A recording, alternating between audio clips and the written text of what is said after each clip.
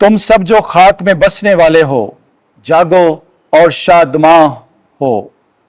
हमारे लिए आज की पहली तलावत इशाया नबी का सहीफा, उसका 26वां बाब 7वीं से 9वीं, 12वीं, 16वीं से 19वीं आयात मुकद्दसा। सादक की राह रास्त है और रास्त वो रास्ता है जो तू सादकों के लिए हमवार करता है। ए खुदावन, तेरी कज़ाओं की राह में हम तेरी इंतजारी करते हैं। जान का इश्तियाक तेरे नाम और तेरी याद के लिए है। रात को मेरी जान तेरा शौक रखती है और सुबह के वक्त मेरी जान तेरी ख्वाहां है, क्योंकि जब तेरी कज़ाएं ज़मीन पर नाज़िल होती हैं तो दुनिया के बशिंदे सदाकत सीखते हैं। ए खुदावन, तू हमको सलामती दे रहा है, क्योंकि तू हमारे कामों के मुआफिक हमसे सलूक करता है।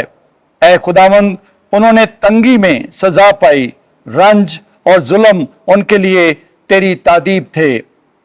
जिस तरह के हामला औरत जब विलादत करीब हो हाय हाय करती है और अपने दर्द में चिल्लाती है, इसी तरह ए खुदावन, हम तेरे सामने हुए, हम हामला हुए और हमें दर्द ज़ै लगा, पर पैदा क्या हुआ?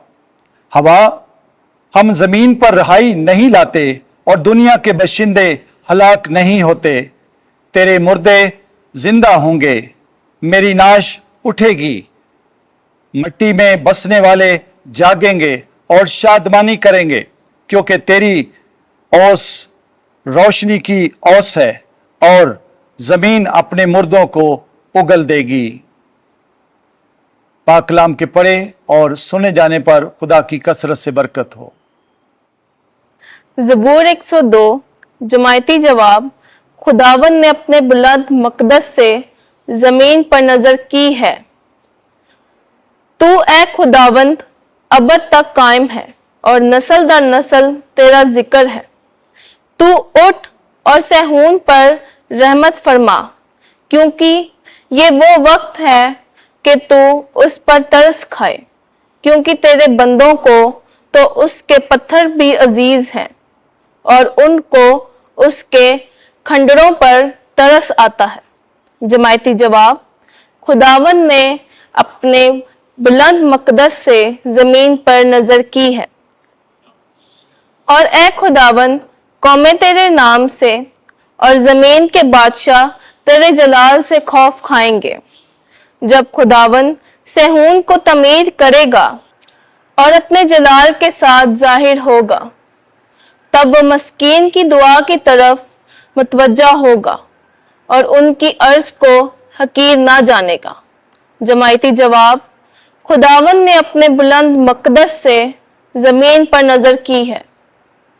आइंदा पुश्त के लिए ये बातें कलम बंद की जाएं और जो उम्मत पैदा होगी वो खुदावन की हम्द करे, क्योंकि खुदावन ने अपने बुलंद मकदस से नजर की है और आसमान पर से उसने जमीन को देखा है, ताकि कैदियों की आहें सुने और मौत के वारसों को रिहाई बख्शे।